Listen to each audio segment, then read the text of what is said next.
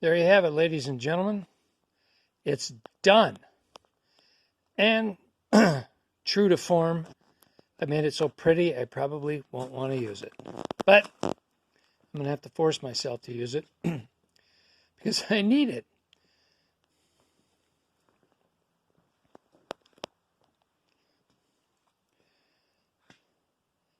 It looks really good. That should last my great grandkids the rest of their lives.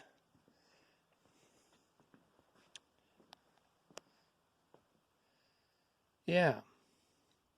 Blacksmith post vise. There's a maker's mark on this somewhere. I can't remember where. I believe it's a Buffalo Forge, but I can't remember.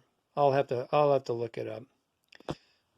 But I took this through a restoration a little over a year ago,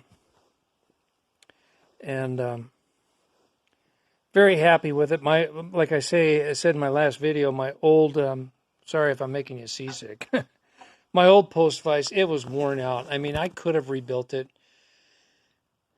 but I mean, this was bent on it. It would have been a lot of heating and beating. The jaws were completely shot, rebuilding all of that.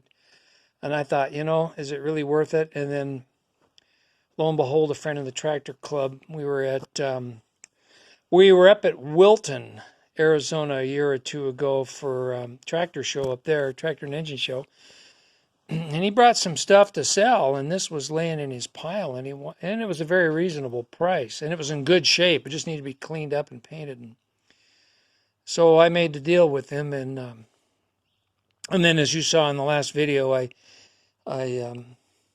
finished the stand for it and got it all painted up. And this morning I mounted that on there, and not feeling too good today. I got my shingles vaccination yesterday, and man, that took the wind out of my sails. So today I'm sore and achy, and I got chills. They said that's going to happen, but I forced myself to come on out here, not just, you can't sit in a chair, and when you're able-bodied, even if you don't feel that great, on a day like this, 70 degrees, low humidity, hardly any breeze.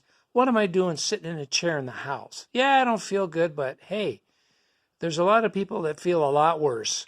And so take advantage of the gift. And this, man, I'm in my 60s, so every day is a gift. So here I am, out enjoying this great gift that's been granted me, and I'm thankful for it. So as I'm sitting here looking at this, I'm going, oh gosh, I've got an idea. Here, several months ago, Nancy and I were out knocking around the border town of Bisbee, Arizona. She likes going there, and we were kicking around the antique shops. And I found this coal heavy-duty vise. Now, the bulk of the vise is in good shape. It just needs a good cleaning. I mean, the jaws are beautiful on it. The screw is in good shape.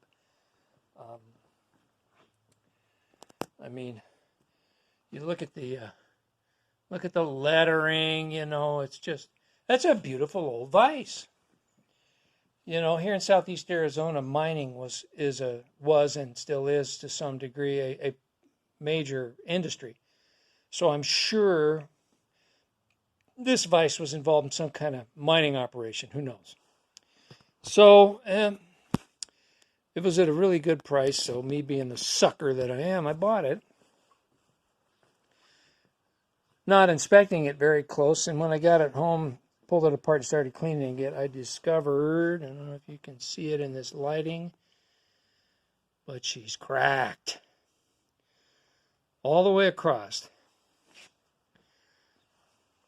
Right there. I've been trying to get this inner sleeve out, and it just don't want to come out. So I might have to get rough with it, but that's got to come out. Because my intent is to grind this, put a nice V groove in it, and get the torch out, and I am going to, because that's cast iron. So I'm going to get some bronze brazing rod, and I'm going to braze that back together. And the reason why it's cracked is fairly obvious. Bubba, with a big hammer, is beating the crap out of this thing, or beating on something. And that's not an anvil. It looks like an anvil, you know, it's got a steel plate, but the underneath is cast iron. These are designed for lighter duty work. If you need to wail on something on an anvil, then go get a real anvil. Not that I'm saying that's a real one. That's a small one, just a 100-pounder. But I mean, get something appropriate for the beating that you're doing. Because the back end of a vise, the little anvil put on a vise, is not intended for heavy duty whacking with sledgehammers. And I mean, when you're deforming, and that's 1/2-inch thick steel, when you're deforming that, you're wailing on it far beyond its capacity, and of course it gave way. She cracked. So, but I thought I should mount that coal vise on the other side of this blacksmith vise. I'm going to do that just because I'm nuts. And, you know, I worked in a naval shipyard for 35 years, and I'm a metal guy, and that's what I do. And so here we go. But that's down the road. I've mentioned, you know, the Hercules engine and the contraption. Those are just about at the top of the queue now. And that's the priority. You know, this stuff I can do in my spare time. So anyway, there you go. Thanks for watching and sticking around with me on my crazy adventures. And you all have a wonderful, blessed day. Talk to you later.